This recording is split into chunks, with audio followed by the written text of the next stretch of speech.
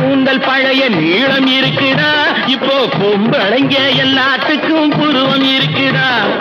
கழுத தேஞ்சு கட்டரும்பாச்சு நாட்டிலே, பெண்கள் காரியத்தை ஆம்பளை பார்க்கறான் வீட்டிலே.